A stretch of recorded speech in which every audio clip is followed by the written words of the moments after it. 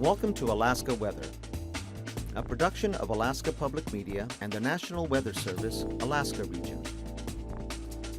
Produced and broadcast daily from the studios of KAKM, Alaska Weather provides complete forecasts, public, marine, and aviation for all of Alaska. Alaska Weather is made possible by the following sponsors.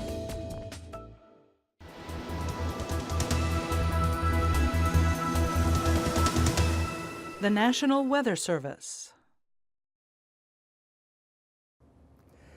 Good evening, everyone. I'm meteorologist Dave Snider with the National Weather Service. It's the 20th of September, and as always, we encourage you to stay up to date with your local weather information. You can do that easily by giving us a call at 1-800-472-0391 or finding us online at weather.gov/Alaska. As always, if you see something on this show that you love, that you hate, that you'd like to see more of, please do let me know at david.snider@noaa.gov. That's the easiest way to reach me and tell us how we can do better to serve you no matter what part of Alaska you're watching in tonight. And thanks for watching. Here's a look at what's going on across Alaska tonight. As far as hazardous weather goes, this is a flood watch posted for parts of the Kenai Peninsula. We are mainly watching the Snow River. The glacial dam lake is thought to have released, and because of that, the waters will be coming up around the Kenai Lake and the Kenai River, especially as we go through the weekend there from Friday until Monday. Here are the details. A flood watch is posted for the Kenai Lake and Kenai River from Cooper Landing to Ski Lac Lake. That'll go from Friday morning until Monday morning. So we're not quite there yet, but as we get toward the end of the week, the impacts are expected to be seen with significant rises possible on the Kenai Lake region through the weekend and the river, of course, as well. So keep that in mind if you're planning to go out and if you are along those regions there, property, or just want to get out on the water, be prepared for changing conditions and take that into account perhaps, or make some alternate plans. So once again, a flood watch for the Kenai Lake and Kenai River thanks to the Snow Glacial Dam Lake releasing. This will mainly impact the Cooper Landing to Ski Lac Lake region there from Friday until Monday. Now, something that is not due to warm summer conditions, well, this is a snow there. You're looking at Eielson Visitor Center there from the FAA aviation camera, still called McKinley North on the map, of course. But this is snow. If you were out here over the weekend for the road lottery there back into Denali National Park, it did not look like that. It was a beautiful weekend for many, and hopefully you got a chance to see that or just peer through the visitor's webcam there at McKinley North. But it does look like snow has made it into the high country there, and back toward McKinley North and back toward Eielson Visitor Center. So winter is indeed coming, and there's even more cold lurking just north. It's just poised and ready to dive southward here as we get into the next week or so ahead. So it's about that time, isn't it? Let's take a look at the maps here. Here is the satellite picture for Saturday, and I'm sorry, Wednesday for September 20th. That's what I was trying to say. September 20th, and you can see low pressure out of here across the central and western chain, driving a very strong surge northward towards southwest and the western Gulf. Up north, though, we have high pressure just sitting right here, and all it wants to do is push cold weather southward. The problem is this. It can't move all that cold weather southward because we have such a stiff southerly flow. In the meantime, southeast, you've enjoyed some fair skies over the last several days there, and more to come, at least for another day or so, before the clouds and the MVFR and IFR start to settle in on your region. You'll see that on Friday's maps in just a little bit when we get into the aviation section. Up north, high pressure is really in control of all of the western Bering and really most of the Chukchi coast as well. We have one front that's kind of died off right in here. That is the old boundary from the cold and stable air pushing southward, but now that warm and wet air is lifting up and over it. And we're going to get a surge of rainfall across a large part of south central and southwestern Alaska, and eventually that's going to creep its way into southeast. But for the meantime, the main and dominant feature on the map is that very persistent Pacific low that's driving north and east. Eventually that's going to track its way right here into the eastern Aleutians and the Alaska Peninsula as we go ahead toward Thursday and for Friday. So let's take a look at those maps. Today's weather shows a frontal boundary up north. This is going to linger and try and sag southward over the next couple of days. In the meantime, we've got just enough cold air for some light snow up around Kaktovik. We were seeing snow around the Eielson Visitor Center just a little while ago, and low pressure out across the YK Delta along that dying frontal boundary here across the Bering Sea. To the south of that, we have rainfall in the Pribilofs, and we have some rain passing through south central today. More and more clouds filling back in after a fairly decent couple days. and rainfall across Bristol Bay. High pressures down across the central Gulf at 1,030 millibars. Clear sky in southeast, a beautiful day there. And here's our low that we were watching on the satellite picture at 995 millibars. That's pushing an awful lot of warm air northward. As we go into tonight, that is going to turn into more of an occluded front, combining with the cold, stable air dropping southward. The warm air starts to win out, and you can see it pushing its way further and further north and east. With that, rainfall across the Kenai Peninsula is expected. Fog may be found across southeast with increasing clouds as that ridge pushes eastward a little bit more, and eventually that rainfall will get to you. Up north, we see the frontal boundary across the Yukon Valley and out across the YK Delta into Norton Sound. Pockets of rainfall there, a little more showery as you get out toward Eagle and Northway. And then up north, certainly across the north-facing slopes of the Brooks Range, there's an opportunity for some light snow there. Nothing too heavy, but certainly something that you should be mindful of. Low pressure south of the central chain, that's at 994 millibars. And remember how I said high pressure was up across the Arctic? It is, and it's dropping southward toward the Gulf of Anadyr at 1,025 millibars. As we get into Thursday, a few showers will press eastward, but the bulk of that more steady rainfall is lifting northward into more parts of south central, as well as Prince William Sound, southwest, Kodiak Island, all the way out toward the central chain. Low pressure's coming up. That's up to 998 millibars now, but high pressure's dropping down, 1,025 millibars out in the west. So that colder air is trying to make its advance further and further southward. In the meantime, you'll still see some light snow, maybe mixture of rain and snow across areas south of the Brooks Range into the upper Yukon Valley. And for southeast, you're still dealing with clouds more than anything else.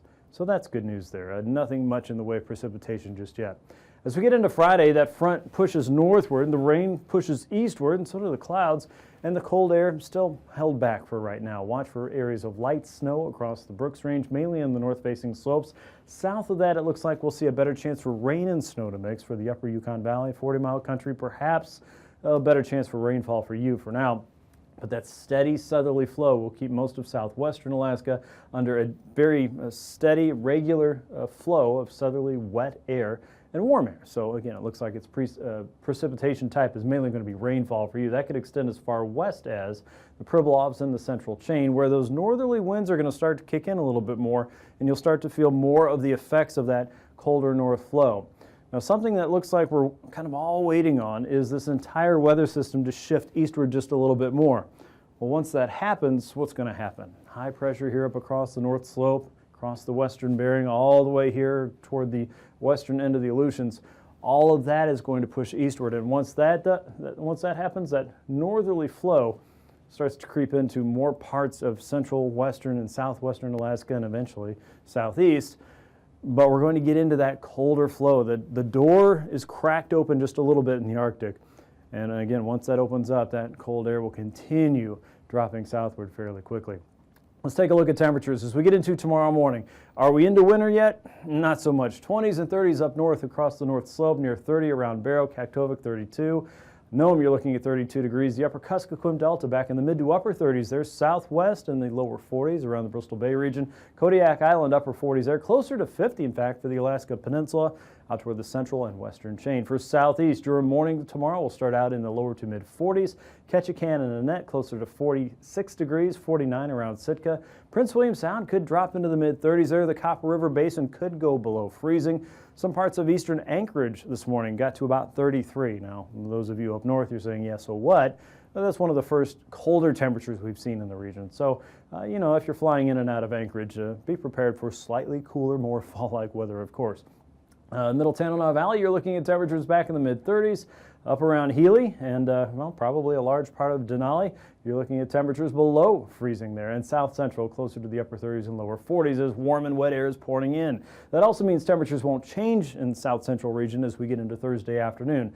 Probably looking at highs back in the mid to upper 40s, maybe 50 degrees if it's not raining. Mid-50s around Kodiak Island, the Alaska Peninsula region in the mid-50s. Sandpoint, 56. Around Bethel, 48 degrees, Unalakleet 48, 45 around Nome, 35 for Barrow as you get up toward Fort Yukon, 46 degrees. Anaktivik Pass could be as cool as 35 tomorrow afternoon, upper 50s and lower 60s for a large part of southeast, and Prince William Sound straddling the 50-degree mark for many locations. As we get into Friday morning, heading into the weekend, temperatures are in the mid to upper 20s for most of the Brooks Range, the Arctic coast in the lower 30s, Norton Sound temperatures in the mid-30s, southwest back in the mid-40s. 40s there, a low of 48 around Kodiak, and close to 50 for the Alaska Peninsula, near 40 for St. Paul and St. George. For southeast, expect overnight lows in the upper 40s to lower 50s. Now, as we get into your Friday morning, remember, we're setting the stage for getting into probably a cooler end of next week. So 7 days from now, this map could look an awful lot different with more cold air involved for afternoon high temperatures. So just keep that in mind as you're making your plans. Mid-30s up around the north coast and the Arctic slope.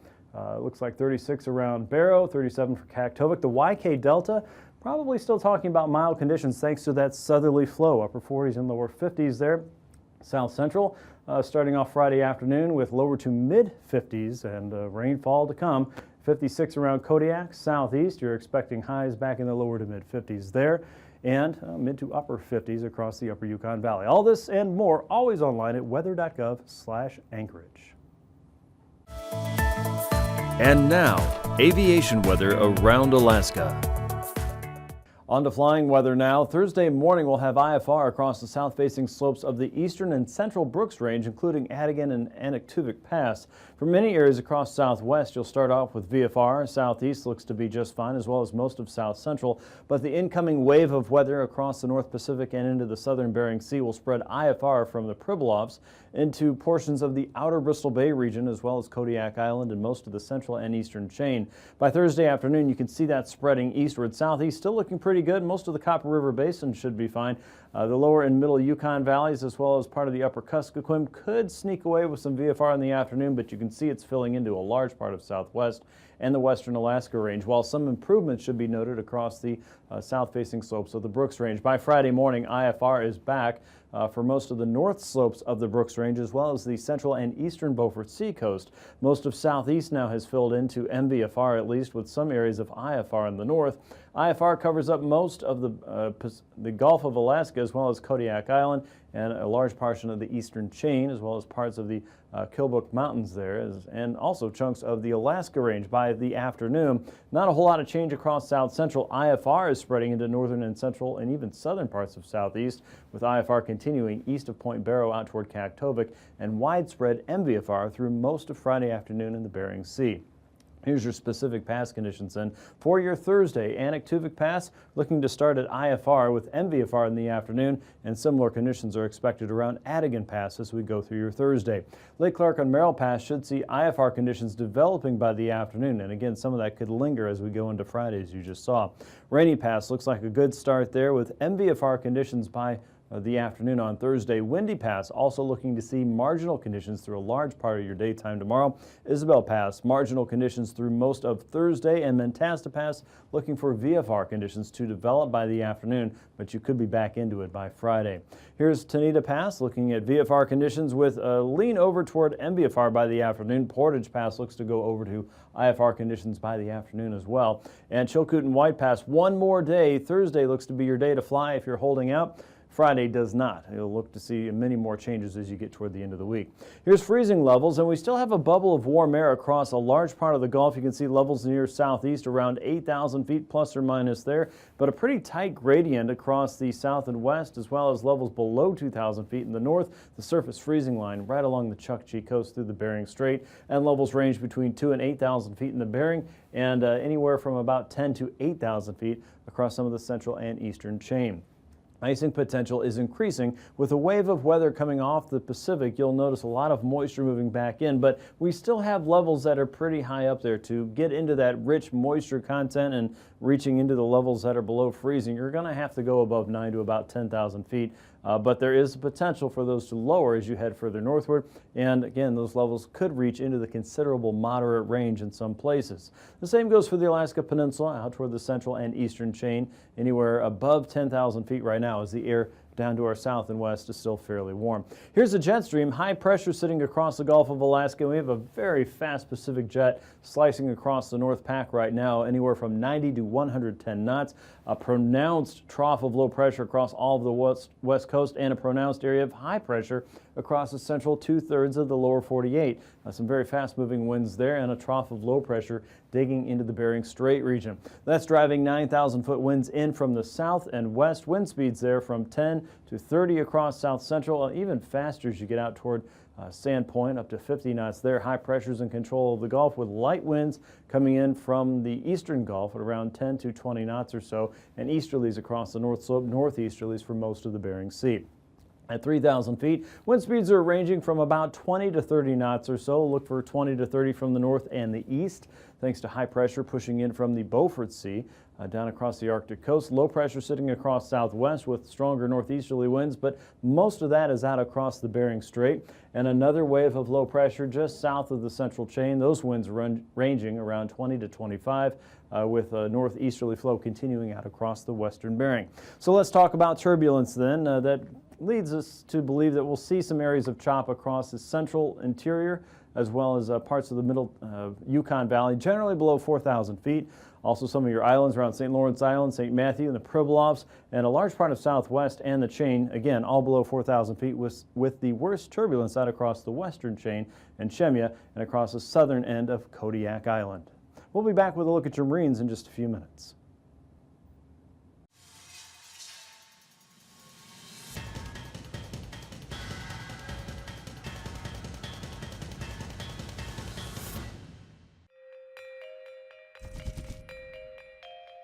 When a wildfire breaks out, an incident meteorologist crunches data to come up with the forecasts that will be used to answer some pressing questions. Where can the fire crews safely position themselves? And how long can they be in place? You'll see a forecast for the general public that seems like a really nice day. Light winds to start the day out of the south, but the winds will pick up and even change direction as the frontal boundary moves on through. It seems like a great day, like, let's go to the beach, but your fire could be burning in one direction at 1 minute, and as soon as that front passes, you got the fire burning in another direction. Predicting fire weather can be a tricky business, and it requires a lot of training. Each year, all the incident meteorologists gather for a week at the National Interagency Fire Center in Boise, Idaho. It's a chance to compare notes, for the new IMETs to learn from the veterans, and for everyone to practice with some key fire weather equipment, like the pie ball. A pie ball is a pilot balloon. Pilot balloon. That's how it goes, yeah. The pie ball is a helium-filled balloon that's launched to track the winds up in the atmosphere. Winds are pretty much the most important thing to be concerned about on fires. And when we're out on fires, we launch these a couple times during the day, once in the morning at least and in the afternoon. Using an instrument called a theodolite, IMETs measure the angle of the path that the balloon takes. 62 degrees. Then they calculate the wind's speed and direction. As it goes up, we see where the stronger winds are, where the light winds are. 2, Ready? launch. On a fire, although the IMET is the only weather specialist on the scene, he or she is not working alone. It's not just the incident meteorologist that's out there on a forest fire, it's the entire National Weather Service. As firefighters rely on the IMETs in the field, the IMETs rely on their counterparts at National Weather Service forecast offices around the country. The local forecast offices keep in contact with the IMETs on fires in their specific regions. Forecast office meteorologists watch for threatening signs like increasing winds, high temperatures, or very low humidities. And when they see trouble, they issue a so-called red flag warning. That lets the fire teams know to expect explosive fire growth. Backing up the local forecast offices, there are meteorologists tracking fire weather on a national scale. This is the Storm Prediction Center in Norman, Oklahoma. Meteorologists at the Storm Prediction Center give national firefighting agencies advanced warning of where fires are likely to get started, so the agencies can determine where in the country firefighters will be needed most. This map is showing fire danger ratings on a scale of 1 to 5. 5 correlates to an extreme fire danger. The biggest priority here during the fire season is to be on the lookout for those great fire starters in the sky. Dry thunderstorms. All it takes is one lightning strike to ignite a fire. In the west, quite commonly, there's a deep, dry layer of air beneath the thunderstorm, and so a lot of the rain that does occur with those thunderstorms evaporates before it gets to the ground. The answer? Cloud-to-ground lightning detectors. These devices can pick up magnetic waves from lightning within a 100-mile radius. Using these readings, forecasters at the Storm Prediction Center can track a storm almost strike by strike. Their reports are posted on the web and can be instantly accessed by anyone, even an incident meteorologist at a fire in the middle of nowhere. We have a little satellite dish that we take and set up in our laptop computer. We also have model equations that we can look at, the mathematical interpretations of what the atmosphere might be doing. Without this equipment, we'd be in a pickle out there in the field. In fact, sometimes the most important piece of firefighting equipment at the scene of a fire isn't an axe or a helicopter. It's the satellite dish, bringing weather information to the IMET. IMET Jim Wallman can tell you that. When he was dispatched to the Pine Fire near Lebec, California in 2004, his satellite data and forecasts soon became the focal point of the firefighting operation. When I had arrived, the fire had pretty much consumed most of the hillside and it threatened quite a few homes. To tame the fire, firefighters wanted to set a burnout, a deliberate fire that would burn the vegetation above the main fire before it turned that way. They needed to know from Jim when the wind conditions were just right to light it. It was a tense moment. If the burnout was lit at the wrong time, the fire could have raged out of control. If the wind came in the opposite direction and you lit the fire, then it would have actually made the situation that much worse. When he was confident, Jim gave the go-ahead forecast, and the fire crew went ahead with the burnout. Thankfully, the forecast was accurate, and the burnout was a complete success. It was a big relief, a lot of smiles. What could have been a major tragedy had been averted. And now, marine weather around Alaska. Time now for a quick check of your sea ice outlook. And as far as we go for the 20th of September, we have reached the sea ice minimum. In fact, new ice is beginning to grow. However, the old ice is still well away from the North Slope coastline, about 375 to almost 400 nautical miles north and east of Barrow, and looking like about 150 nautical miles or so north and east of Prudhoe Bay and Kaktovik. So there is still plenty of room out there for ice to grow, but it is growing, and the new ice season appears to be upon us. So you can always check the latest of this anytime you like at weather.gov/Anchorage/ice from the Alaska Sea Ice team. Here's a look at the weather in southeast, and generally clear skies for your daytime tomorrow. A gentle south wind out there, but you'll probably start out with some fog. After that clears, then we'll get into the clear skies, I should say. South of Sitka, more of a northwesterly flow, a little bit stronger there. 7-foot seas expected as we get into Thursday afternoon. And notice the wind and the seas are going to be building just outside of Prince William Sound, so watch for those southeasterlies to pick up throughout the day. As we get into Friday, they'll come up a little bit more from the east, 20 knots with an 8-foot sea there. Otherwise, 6 to 7-foot seas across the outer coast.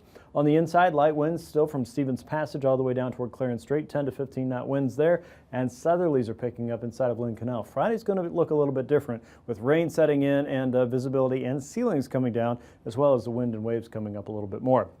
For Thursday in south central, inside of Prince William Sound, a stiff northeasterly wind, 20 knots with a 3-foot sea, broad easterly sweeping across the north and western Gulf, 25 to 30, 6-foot seas on either side of the Barren Islands, and 20 to 25 coming down through Cook Inlet with that north and easterly flow. As we get into Friday, more of a southwesterly push coming in behind the front will keep a northeasterly flow opposing that inside of Prince William Sound with 3-foot seas, 8-foot seas across the north and western Gulf, and 10 to 20 knot winds across Cook Inlet and west of the Barrens, a southeasterly flow, 20 knots with a 5-foot sea on Friday. Inside of Bristol Bay, 20 knots from the south and east with a 3-foot sea. 3-foot seas continue down the Bering Sea coast. Southerlies coming up toward Kodiak Island, 25 knots south and west of AKwx down toward Sand Point. 10-foot seas expected there, 5-foot seas inside of Shelikof Strait. As we get into Friday, more of a stout southerly flow coming up, 20 knots inside of Shelikof Strait, AKwx all the way to Sand Point, looking at 9 to 10-foot seas and 4 to 5-foot seas for the Bering Sea coast, still holding on to that east and southeasterly flow for your Friday. Take a look at the Aleutians. Now, the bright blue colors here are higher seas. You're looking at about 15 to 17 foot seas out there north of Adak. Northerlies coming in across the central and western chain. Still looking at a south and easterly flow from Nikolsky to Unalaska, and light easterlies north of Unalaska at 15 knots with a 4 foot sea. As we get into Friday, northerly winds sweep through. Here's those higher seas again shifting eastward. Look at 25 knots there from Nikolsky to Unalaska with a north and northwesterly flow. 9 to 12 foot seas across the Pacific coast, and you're looking at about 10 to 12 foot seas across the Bering Sea coast, with 9 to 10 foot seas out in the west on that northeast wind, 15 to 20. Across the west, northerlies coming out of the Bering Strait, 25 to 30 knots, 6 to 7 foot seas heading toward St. Paul and St. George. The higher seas will be just to your south and west.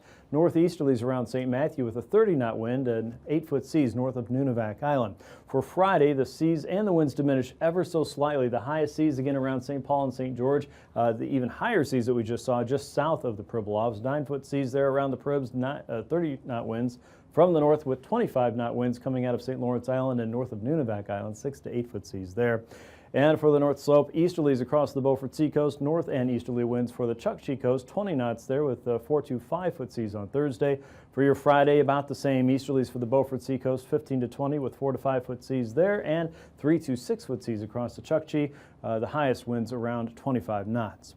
Recapping tonight's weather, a flood watch is posted beginning Friday and going all the way through Monday for the Kenai Peninsula due to the snow glacial lake dam releasing and expected to bring up significant rises for the Kenai Lake and Kenai River region. So keep that in mind if you're a property owner or planning to recreate down around the river and the lake area as we head through the weekend. In the meantime, high pressure up across the Beaufort Sea coast is trying to nudge more and more cold air southward. Saw a little bit of light snow around Denali National Park today. Not a big surprise for the season, and up across the Brooks Range as well. We expect to see a little more of that. Fog in the morning for southeast. Otherwise, another clear sky day for you tomorrow, but rain is on the way and clouds will fill in as we get into Thursday and Friday for many. Look for periods of rain across south central and southwestern Alaska. The coldest air stays well to the north of the Yukon Valley, but again, it is trying to surge southward. Look for more rain spreading northward across southwest and south central Alaska as we go into Friday and certainly into the weekend. Thanks for watching Alaska Weather. We'll see you right here again tomorrow. These forecasts are to be used for planning purposes only. Call 1-800-WX-BRIEF for a formal pre-flight briefing. Always file a flight plan before you go flying. The U.S. Coast Guard Auxiliary urges you to leave a float plan with a friend or the harbor master before you go boating. Alaska Weather is made possible by the following sponsors.